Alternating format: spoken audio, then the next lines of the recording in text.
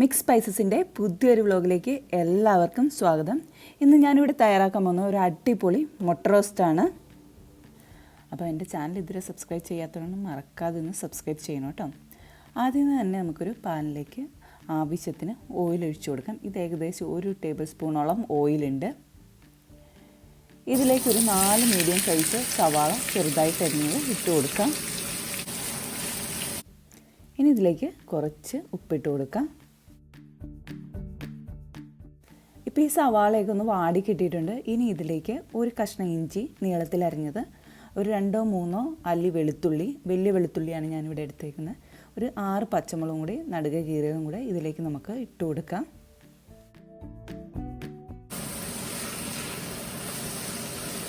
സവാളയൊക്കെ ഒരു നന്നായിട്ട് വാടി കിട്ടിയിട്ടുണ്ട്. ഇനി ഇതിലേക്ക് ഒരു 1/2 ടീസ്പൂൺ മഞ്ഞൾപ്പൊടി ഇട്ട് കൊടുക്കാം.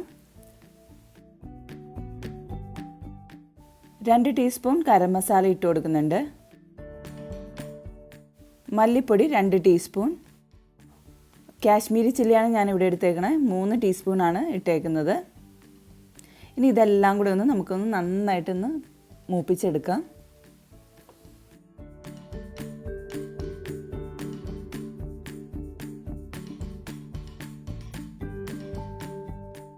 ഇപ്പം മസാലപ്പൊടിയൊക്കെ നന്നായിട്ട് മൂത്തിട്ടുണ്ട്. ഇനി ഇതിലേക്ക് ഒരു തക്കാളി നീളത്തിൽ മുറിച്ചും കൂടി നമുക്ക് ഇട്ട് കൊടുക്കാം. ഒരു 1/2 ഗ്ലാസ് വെള്ളവും കൂടി ഇതിലേക്ക് ഒഴിച്ചു കൊടുക്കാം. ഇനി ഇതിലേക്ക് കറിവേപ്പിലയും കൂടി ഇട്ട് കൊടുക്കാം.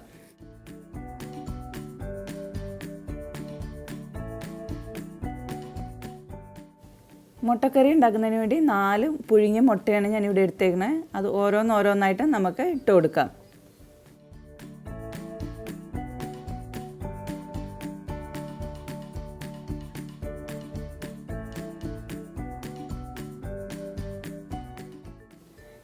മുട്ട റോസ്റ്റിലേക്ക് നമുക്കൊരു 1/2 ടീസ്പൂൺ പെരിഞ്ജീരക പൊടിയും കൂടി ഇട്ട് കൊടുക്കാം.